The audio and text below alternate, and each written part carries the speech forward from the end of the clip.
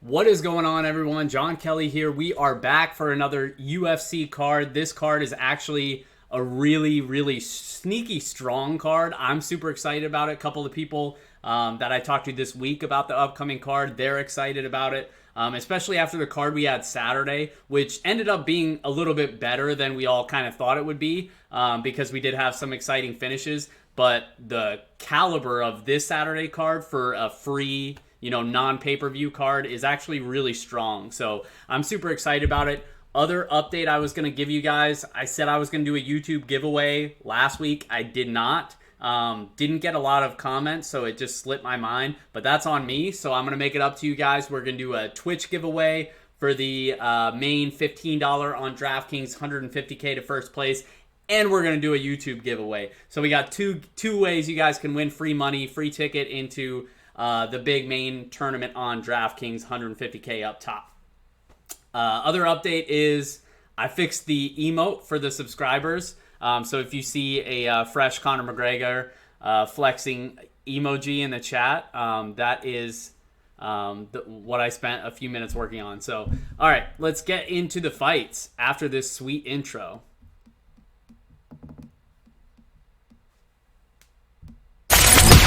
This is the Fight Numbers Podcast with your host, John Kelly.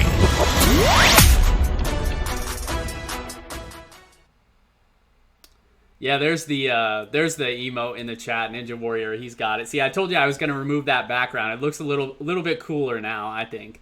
And I think I just unlocked another one too, so I'll start throwing in some crazy, some funny other stuff too. So more to come with that.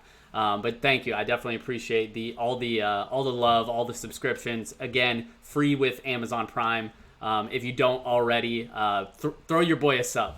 But all right, we got a lot to get to this week, guys. This is one of the weeks that I talked about it when we first got on. I'm very excited for this from a DraftKings standpoint because I think the pricing is awesome. They did a great job with the pricing this week, but also from a betting standpoint, there were some lines out this week that I was like drooling over, waiting for the props to get to. Talk to my buddy Brett. I know he's in the chat, Crusader. We were waiting on this one prop to drop, and for whatever reason, the books, I think they were shook. And it's the first fight up on the card. We're gonna get to it, but so many bets that I like this week.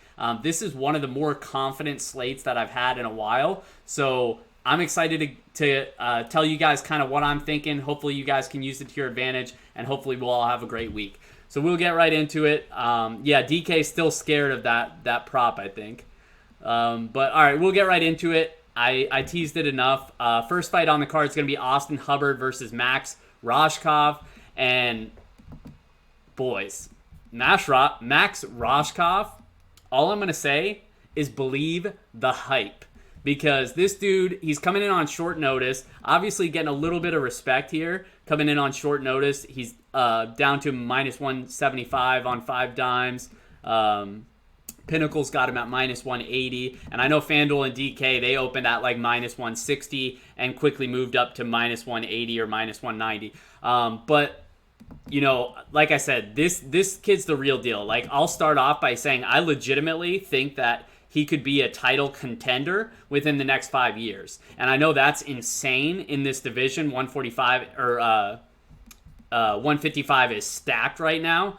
But I really like the prospect of this kid. Basically, he's coming in, he has a high-level wrestling background. He wrestled at NC State Division I. He was the ACC champion in 2016. That was at 165 pounds. And basically, he got injured and transitioned to mixed martial arts and basically never looked back. And so other than, we always like the wrestlers because they score a lot of takedowns, which is great for DraftKings. But also, it's because they have the good ones, the high-level wrestlers and grapplers have such an advantage over the majority of their opponents, even if they're not as good of a striker. So usually, in general, those style of fighters are pretty good. And so, obviously, I talked about the wrestling and grappling, but his matchup, Hubbard, he's coming off a decision loss to Mark Madsen, another high-level wrestler who Roshkov has actually trained with in the past. And what sucks is that I actually think Austin Hubbard is pretty good. Trains out of Elevation Fight Team with Corey Sandhagen, Drew Dober, Justin Gaethje, those guys. And they're always talking about him. Sandhagen gives him a shout-out on his Punchline podcast, talking about how he's improving. Curtis Blades mentioned that as well. Like, he's still young, but he's always improving. And we kind of saw that in the third round against Mark Madsen. He stayed alive against an Olympic-style wrestler of Mark Madsen. But where I see this playing out a little bit differently is Roshkov is a much better submission grappler than Mark Madsen. So I really like the submission prop for Max Roshkov. And Hubbard just can't defend takedowns. He defends takedowns at 45%. So I pretty much just expect Roshkov to get the fight to the ground immediately, even though he might not be as good of a striker. I just don't think it matters. And, hey, buddy, stop. Sorry, my dog's scratching the carpet. That was that noise, if you guys heard it. But yeah, I just think, it's just such a clear path for Roshkov here. Hubbard can't defend takedowns. He's not good off his back. So the submission prop, we hit it as soon as it dropped. Hey, buddy, stop. Hey, stop scratching that. We hit it as soon as it dropped. I got it at plus 210. So, of course, he gets louder. I apologize. Hey, lay down. Good boy. Yeah, good boy. We hit it at 210. I don't know if it's moved since then. I thought we might get it at a little bit better of a price, like 250, like we got Nascimento on that bet. But regardless, I think it's a really strong bet for me and one of the most confident bets I've placed in a long time. It is possible that he wins a decision if Hubbard stays alive long enough, like he did against Madsen. But like I said, I just don't think it's super likely, being that Roshkov is just such a better submission grappler.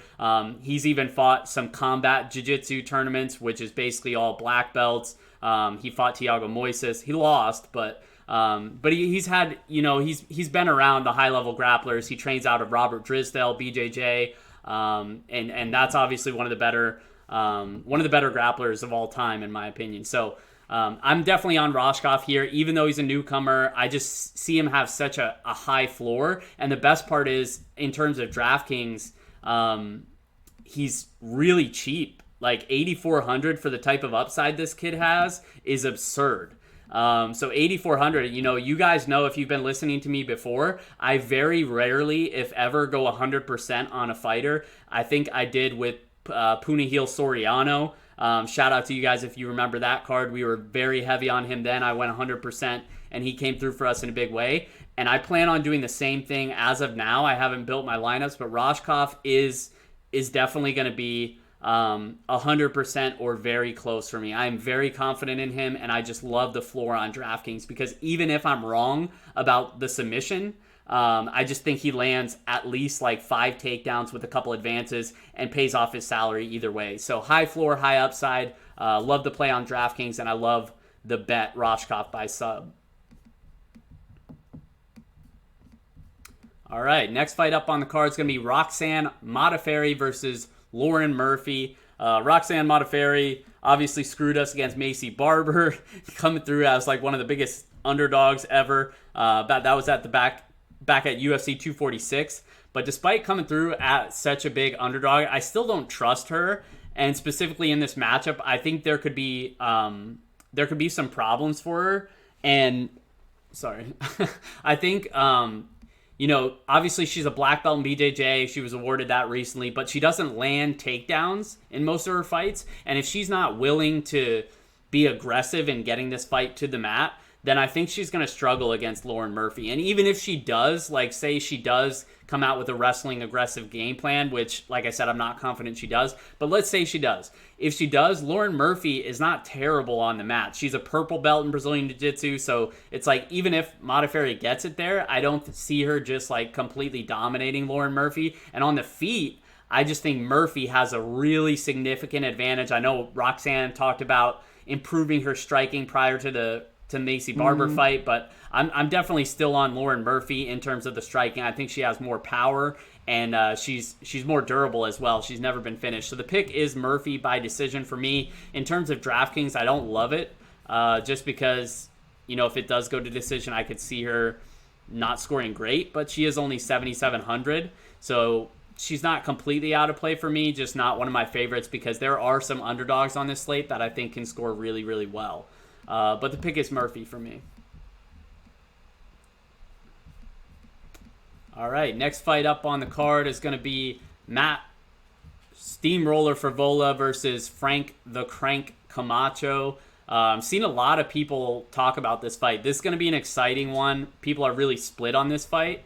Matt Favola comes in as a really small favorite at, I think he was, minus 120. The comeback on Frank Camacho is plus 100. This fight not to go to decision is minus 160.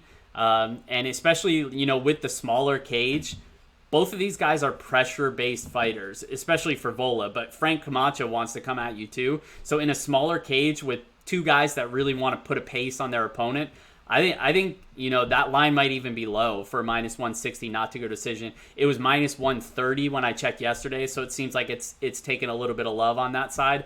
But Favola's coming off back-to-back wins, most recently a split decision win over Violent Bob Ross. He's a strong wrestler. He lands over 3 takedowns per 15 minutes. And typically, like I said, he likes to be moving forward and kind of, he's not a great striker, but he'll strike just long enough to be able to push you back against the cage, grind on you, and go to that wrestling and grappling. And that's why it's going to be so interesting here, is because Camacho kind of wants to do the same thing, right? Like, he wants to get going early. He lands over 6.5 significant strikes per minute. So on the feet, I think he has at least a decent advantage here, especially if he can, defend those takedowns. He defends takedowns at 72% in his career. So he's not going to make it easy on Matt Favola. And he's also a black belt in Brazilian Jiu-Jitsu. So if he does get taken down, I don't think he's going to be finished on the mat. The problem is, I'm just so split on this. Like, I could really see it going both ways. Both guys have exciting fighting styles. And like I said, just the smaller cage, I think, sort of adds to the volatility of this fight in general. And so I'll have pieces of both sides. I'm not confident. The pick is Matt Favola, but it's only really because I trust his cardio more and his durability, and not by much. It's just I trust. That's really the tiebreaker for me. So the pick is Favola, but like I said, I'll have pieces of both sides because I think the winner should score pretty well in this one. So overall, I'm just not super confident. I lean Favola, but again, I'll have sides of both of this matchup. All right, next fight up is going to be Courtney Casey, Gillian Robertson. Here's another one that I'm excited about. Gillian Robertson comes in as a slight minus 120 favorite. The comeback on Courtney Casey is plus 100. This fight not to go to decision is minus 115. As you can see, that's been getting steamed. Open at plus 150, now down to minus 115. A big reason for that is because Gillian Robertson, she's a finisher. And we've seen it in most of her fights. I believe her last, all 6 of her fights in the UFC have come by finish. So whether she won or lost, she's coming off the knockout loss to Macy Barber last October. And Courtney Casey's coming off the first round submission victory over Mara Barella last month. So quick turnaround for Courtney Casey here. I'm pretty sure I've been on Gillian Robertson in all of her UFC fights, the wins and losses, and that's just not going to change this week. I'm not only, am I a fan of her, but again, it's a fighter who usually has a wrestling advantage, good finisher, decent scorer on DraftKings. I just always tend to lean with those sort of fighters. But especially in this matchup, I see the wrestling being a big advantage for her here. She's obviously a strong wrestler for the division in general, landing just under 3.5 takedowns per 15 minutes. She's a purple belt in Brazilian Jiu-Jitsu. She's got some decent ground and pound, but it's really just the fact that Courtney Casey cannot defend takedowns. She defends at 39%, which is really, really bad. She's been taken down in 8 of her 11 UFC fights. And so even though I think Casey has an advantage on the feet, it's just that I don't even think it matters because I don't think it's going to last long on the feet. I think Robertson's just going to be able to close the distance, take her down pretty much at will. And so I'm really on Robertson. Casey is a black belt, so it's possible that she's able to stay alive on the mat, but because of the control time, and the repeated takedowns of Robertson. I just have to side with her in this matchup. So Robertson by decision is the official pick. She's obviously live for a finish. I mentioned the ground and pound. She's an aggressive submission grappler. She's another strong play on DraftKings in that mid-range. And I like the bet as well. I bet her at minus 120 over on FanDuel. She's another one that I'm pretty confident in, and she's only 8,300 on DraftKings. And as you can see, like in her wins, 107, 119, going back further, 107, 102. She's scored over 100 points in every single one of her wins. None of her fights have even reached the third round in the UFC. So she's another fighter in that mid-range. I love the mid-range this week, guys. We haven't had a slate like this in a long time. It seems like we've been stacking the top and trying to mix in our underdogs. This week, I'm really, really high on the mid-range. You know, we're only 4 fights in, and I mentioned Roshkov and Robertson as 2 of my favorite plays, right at 84 and 8,300.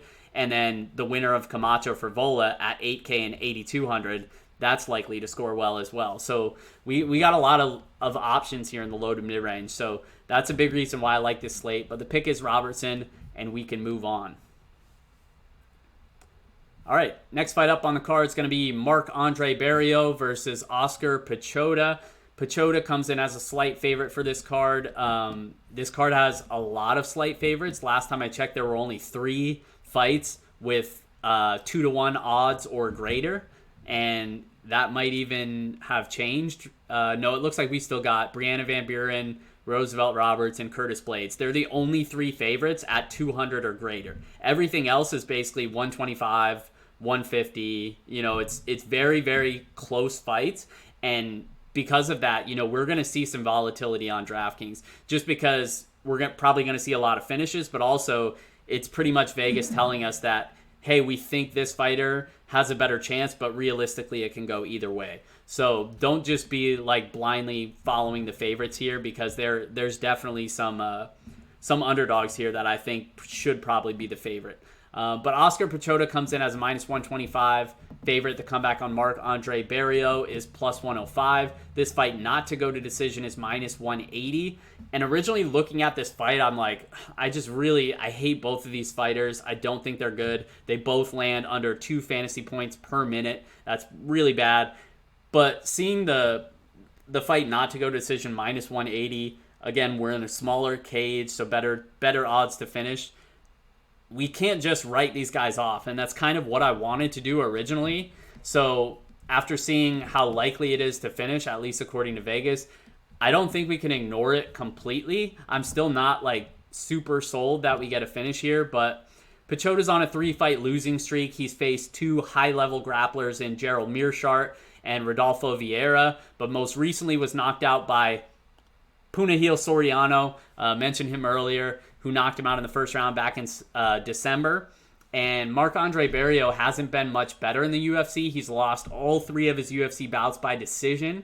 And he does have some knockout power. We haven't seen it yet at the UFC level, but definitely on the regional scene, he did knock a few guys out. So he does have some power. It's just, you know, like I said, we haven't seen it. And ultimately, I think, you know, he's usually getting outpointed on the feet. He's also only landed 1 takedown in those 3 fights. And Piechota is a black belt in Brazilian Jiu-Jitsu, so I don't think, you know, Barriault's really going to look to take the fight there. So really, I just see it playing out at range.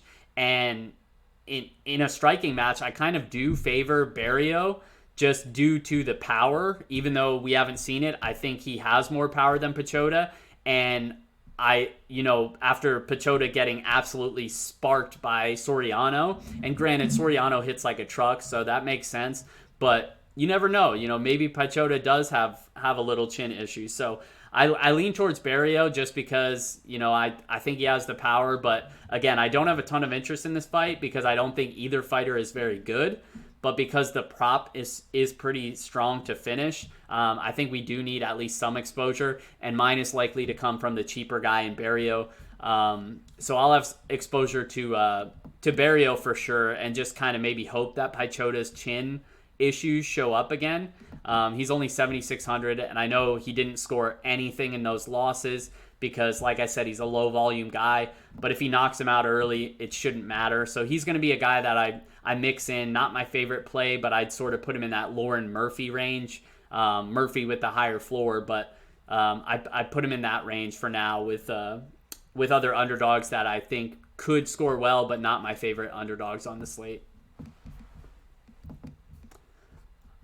All right, next fight up on the card is going to be Tecia Torres versus Briana Van Buren. Briana the Bull. So for those that haven't been listening to me for a while, basically when I first started I've been playing DraftKings MMA for years now, but basically started breaking down the cards from really analyzing the fighter standpoint about a year ago, and actually like doing write-ups. I started doing them on the Roto Grinders free blog, and other than the Amanda Ribas that I bring up a lot in her debut, we hit the submission prop on her at plus 750. That was one of my first weeks where I actually did a write-up. But other than that, a few weeks later, we were big on Briana Van Buren. She's a fighter that I'm really high on. Again, a strong wrestler. You'll see that a lot with me. I favor the wrestlers. And, she's coming off the debut where she went up against Livana Souza. That was last July. And everybody was touting Souza. And I didn't see it for whatever reason. And I was pretty adamant on Briana Van Buren, and she came through for us in a big way. She was only 11% owned on DraftKings. She ended up 10xing her salary, and we cashed some good bets on her as well. So hopefully we can do that again with Briana. I'm a fan, obviously, but when it comes to this matchup, I just see her having a really big advantage. She's an excellent wrestler for this division, landed 3 takedowns in her UFC debut against Souza, and Souza's a black belt. She also has decent striking, and she has good cardio. So that's really important. Even if you have a good wrestler, if they don't have good cardio, then it doesn't really matter a ton. I mean, obviously it still matters, but you have less confidence in them the further the fight goes. That's not Briana Van Buren. She has good cardio. She fought she fought in, I forget the name of the tournament, but there was a tournament in Invicta or something like that where she literally had 3 fights in the same day. Like 3 full fights in the same day. And there's not many other UFC fighters that can do that. So she has great cardio. She's a brown belt in Brazilian Jiu-Jitsu. Tecia Torres coming in on a 4-fight losing streak. Most recently dropped the unanimous decision to Marina Rodriguez last August. And the only advantage that I see Tecia really having in this matchup is maybe you give her the striking advantage. And again, that's a maybe. I think I do give it to her just as the more technical boxer, but it's close. And in terms of the power, I lean Briana Van Buren for the power advantage for sure. So even if you think Tecia's a better boxer, I favor the power of Briana, and I favor the wrestling. And that's really how I see this one playing out, is she just has a massive wrestling advantage. Tecia only defends takedowns at 52%.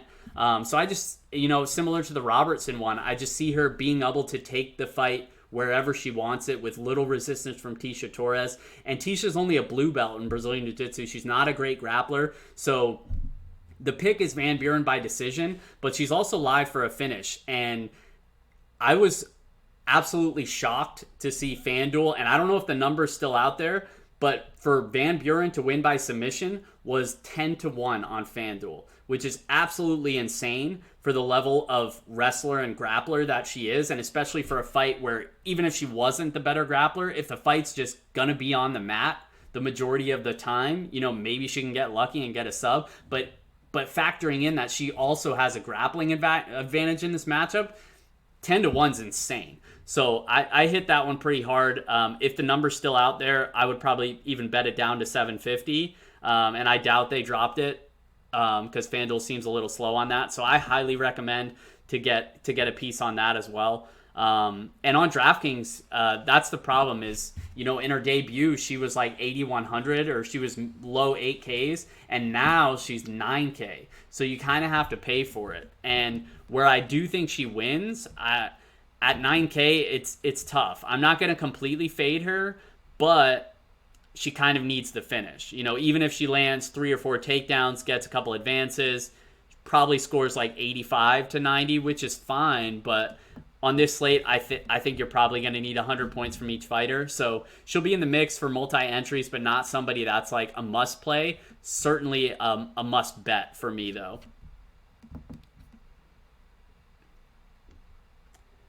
Bring the noise, DK, says Kelly's the GOAT. Appreciate the love, brother. Hopefully we can get some golf money tomorrow and this week to throw some extra Briana Van Buren sub. Crusader says it's now plus 1,100 by submission. This is absurd, man. I'm probably going to hit it again. That's absolutely ridiculous. She has a grappling advantage in this matchup. She's going to be getting takedowns nonstop. The fight's going to play out on the mat for the most part.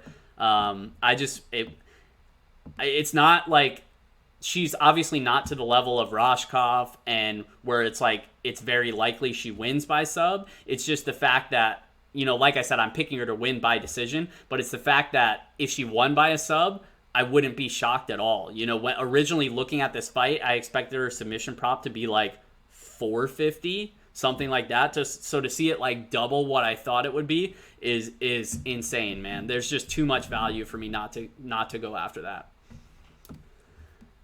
Next fight up is going to be Clay Guida versus Bobby Green. I believe this is the last fight on the prelims.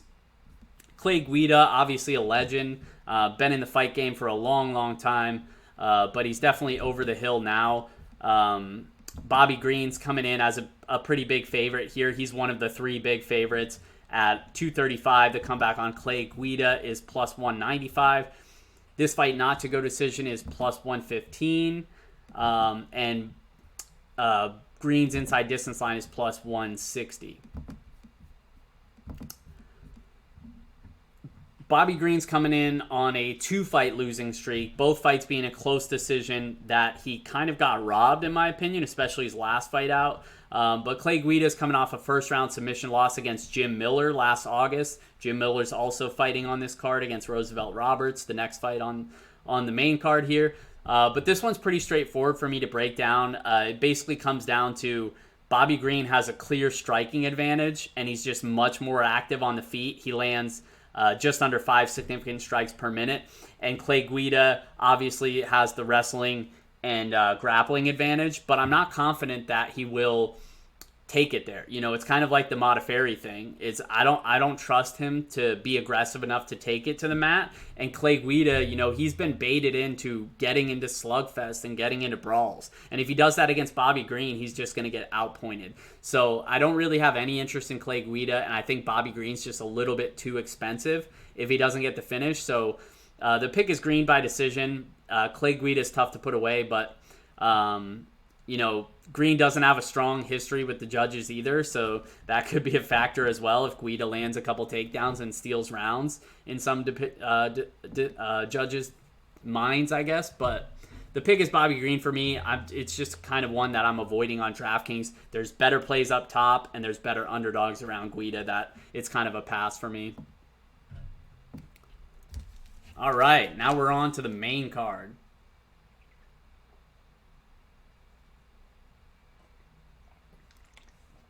I had to take a sip of water there. I've been talking a lot more. There's just so much stuff about this card that I really had to get out. So I apologize. I'm rambling a little bit, but hopefully it's useful for you guys. The main card is I actually this might be a hot take. I think I like the prelims better than the main card outside of the co-main and the main event. Obviously, I love those fights, but these first 3, you know, they should be okay.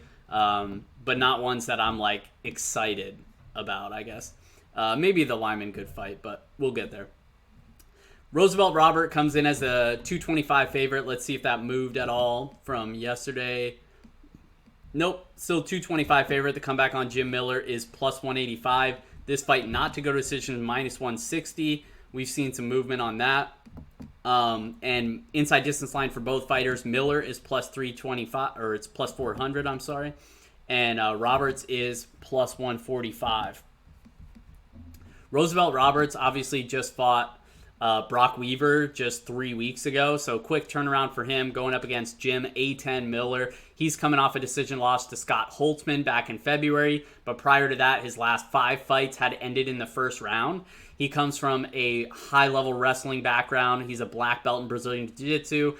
And, Roberts obviously talked about Brock Weaver, basically beat the crap out of him, finished him. He's a brown belt in Brazilian Jiu-Jitsu. I still give the grappling advantage to Miller, being the black belt, being more experienced. I just think he's a little bit more a little bit better of a submission grappler. But when it comes to the strikings, I do lean Roberts. I think pretty significantly you have to lean Roberts. But it'll be interesting to see if he tries to take it to the ground with Jim Miller, because he's kind of done that with a lot of his opponents. And being that I think Miller's the better wrestler and grappler, I'm just kind of curious if Roberts, if he's adamant to just stand and box, which I think he should, or if he's confident enough to take it to the ground. So I think he's the rightful favorite here, but I do think the line's a little bit wide for me. I'm not shocked that it's that wide, but I do think it is a little wide. He's the second most expensive fighter on the slate, and he only scores just over 2 fantasy points per minute. So outside of the massive score against Brock Weaver, which was kind of an outlier for me, he just really doesn't score great for DraftKings. So even though I think he's the rightful favorite, I think he probably wins. I'm just kind of avoiding him on DraftKings. I'd much rather play Curtis Blades. I'd even probably rather play Briana Van Buren for a couple $100 cheaper. So Roberts is the play. I do have some...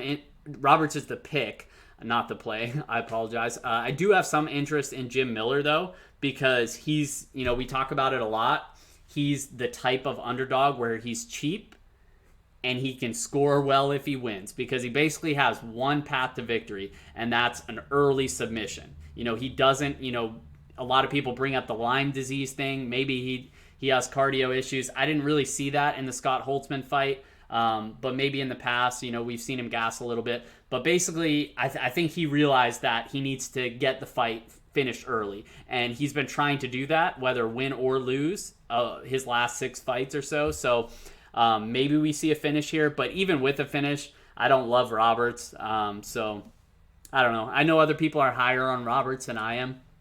But I'll have some shares of Jim Miller just in case he does pull off that big upset. But the pick is Roberts.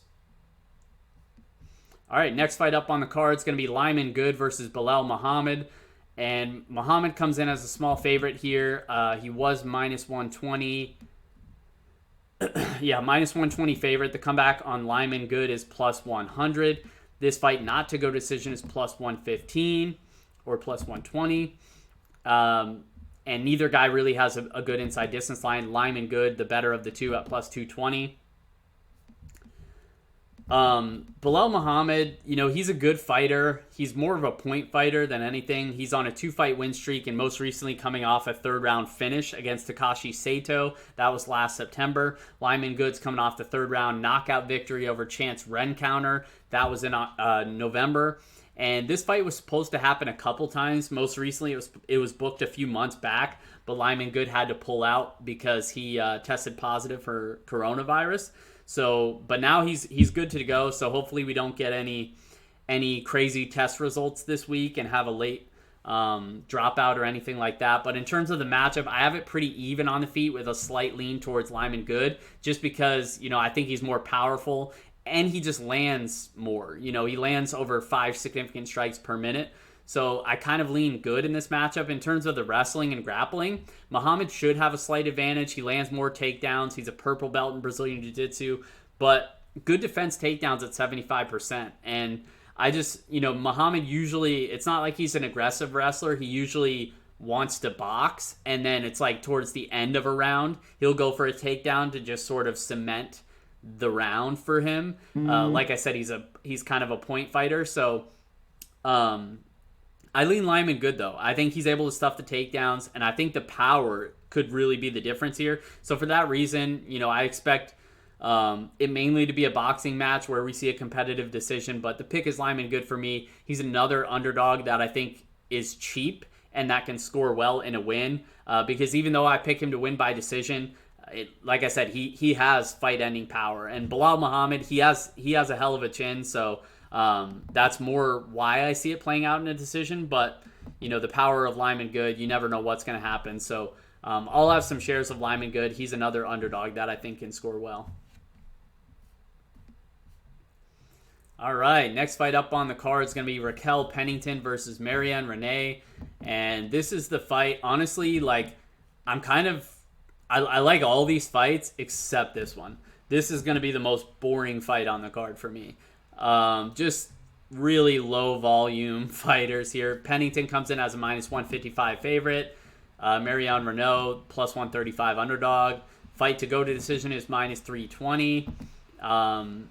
And neither fighter has a strong inside distance line. But basically, Pennington's coming off a decision loss to Holly Holm back in January. That was actually the most boring fight I've ever watched. Nothing happened in that fight. Everyone was complaining about it on Twitter. It was absolutely terrible. This might be a similar situation here, honestly. But Renee is coming off a 2-fight losing streak, coming off her decision loss to Yuna Kunitskaya. That was in March of 2019. And her last 4 wins have come by finish. She does have some legitimate power, and she's a black belt in Brazilian Jiu-Jitsu. But there are some concerns with her. She turns 43 years old this year, and she hasn't fought in 15 months, so it's like you can't trust her. Even though stylistically speaking, she does a little bit more than Pennington, you cannot trust her. And I have concerns with Pennington as well. Not only has she been like historically hard to trust herself, but she also just doesn't do much in her fights. She hasn't landed more than 47 significant strikes over her last 5 3-round fights. That's very, very low. Even in a win, that means without a takedown, she's scoring like 52 points. Like, that's just not going to do it for us. Overall, this is a fight that I have the least interest in, like I said, in terms of not just the entertainment value, but also in terms of DraftKings and bettings. I'm not confident on either side. I could see it being a close split decision. But Eileen Pennington, just basically because she's the younger fighter, and I think she has more of a chance to land a takedown or two. And in a low volume fight, I think that could swing rounds. So the pick is Pennington, but like I said, full fade for me on DraftKings, pretty much on both sides. And I'm not betting it either. All right, this one's going to be fun. We got Josh Emmett and Shane Hurricane Burgos. Hurricane Shane coming in as a small favorite here, minus 135. The comeback on Josh Emmett is plus 115. This fight not to go decision is minus 210. And it's been moving. And no surprise there. Josh Emmett's been finishing guys, coming off two knockout victories against Michael Johnson and Mirsad Bektik. Shane Burgos likes to knock people out as well. He's always in exciting fights. He's coming in on a 3-fight win streak. Most recently had the 3rd-round finish over Makwan Amirkhani. That was last November. And the thing about Emmett is that he has a ton of power, but he just doesn't throw in volume. Like, that's all he has is the one big shot that he's always looking for. So even though he has a ton of power, and I think he could maybe catch Burgos, it's just that I usually don't. I mean, obviously as an underdog on DraftKings, you could take shots with him in hopes that he does get that. But in general, he's losing rounds, so unless he gets that big shot, he's going to lose. So, but if he's unable to get the knockout and like knock him out clean, that's really his only path. You know, he's only been knocked out once, Burgos, and that was by Calvin Kattar. That was a super fun fight. It was the only loss of his career. The problem with trusting Burgos for me is that he's generally pretty hittable. When he boxes at range, he keeps his hands really low, and he's always marching guys down forward. We'll see if he has like the shaved curly mullet thing going on, but he's always walking guys forward. The mullets, or whatever you want to call his hairstyle, is kind of flopping around. But he's a super exciting fighter. He scores 3.67 fantasy points per minute. That's the 3rd highest in the featherweight division. And he's just going to continuously put a pace on Emmett and put pressure on him. And he has a 5-inch reach advantage. And that's where I kind of see the biggest factor is not only is he the more active fighter, but he has a big reach advantage and he has much, much better cardio. He can go all day long. Even in the Calvin Kattar fight, 3rd round, after throwing like 150 strikes, he's not even breathing hard in between rounds. Like, the dude has cardio for days. Eileen Burgos, I don't trust him enough to bet it just because, like I said, he has been hittable in the past. And if Emmett does get a hold of him, he might put him out clean. It's just the fact that probably only happens like 30% of the time. So I think both guys are in play for DraftKings. Emmett's always live for the knockout win, and he's cheap. Burgos, because he lands so many significant strikes, even if he doesn't get the knockout win, he should score pretty well on DraftKings. So I would prefer Burgos over the other people that I mentioned in that range that I'm not in love with, like Bobby Green and Roosevelt Roberts. I would lean Shane Burgos for sure over them. All right, main event, Curtis Blaydes versus Alexander Volkov. Curtis Blaydes, biggest favorite on the card at minus 390. Minus 420 now, actually. The comeback on Alexander Volkov is plus 320. This fight not to go to decision is minus 400. And Blaydes has a minus 240 inside the distance line. That's the strongest on the slate. And this one, I really don't have much other than I'm all over Curtis Blaydes here. I think everybody's going to be. Volkov's coming off the unanimous decision win over Greg Hardy. Blaydes is coming off the exciting knockout over JDS at the UFC Raleigh card. I was at that card, got to watch it live. Pretty exciting stuff. I'm all over Curtis Blaydes. Like I said, he's just such a strong wrestler for this division and one of the best in the UFC. He averages over 6.5 takedowns per 15 minutes. And I just don't think it will take him much time to get the fight to the ground. And once he does, I just think he absolutely dominates Alexander Volkov when he gets it to the ground. He's the safest play on the slate, in my opinion. 4.08 fantasy points per minute. That's the highest in the heavyweight division. I mentioned the inside distance line.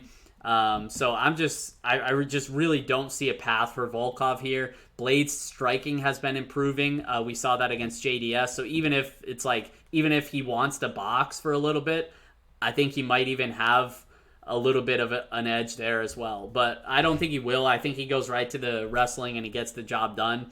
So Blaydes by TKO via ground and pound is the official pick for me. And I did want to mention the odds boost on FanDuel. They boosted him to win by TKO. It's at plus 120 right now. That's crazy value in my opinion. The max bet is only 50 on the odds boost, but I highly suggest you hit that because it's kind of as close to a sure thing as we can get in the MMA gambling world.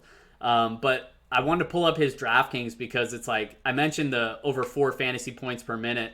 So we know he scores well even in a decision, but it's just the fact that like he lands so many takedowns and advances that you're gonna like even at 9.4K, he's probably gonna be in maybe all of my lineups depending on how salary shakes out with lineup construction. But he just has such a massive floor and massive upside. 5 takedowns, 3 advances, 7 takedowns, 4 advances, 4 takedowns, 6 advances.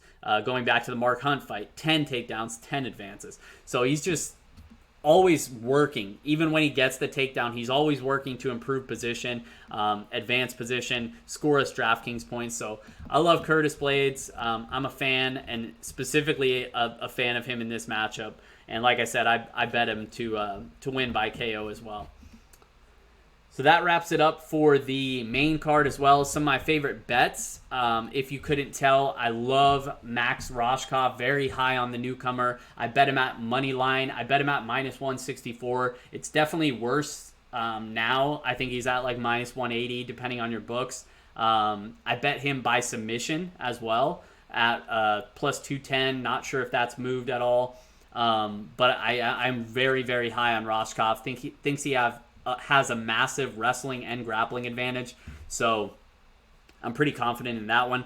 Mentioned Gillian Robertson, money line minus 120. I think she should probably be around minus 150, 160 in this matchup. I think she takes down Courtney Casey at will and pretty much just dominates her, maybe even finishes her. But I like that at minus 120. I mentioned Briana Van Buren, Briana the Bull. By submission, 10-1. Brett mentioned it's 11-1 in the chat.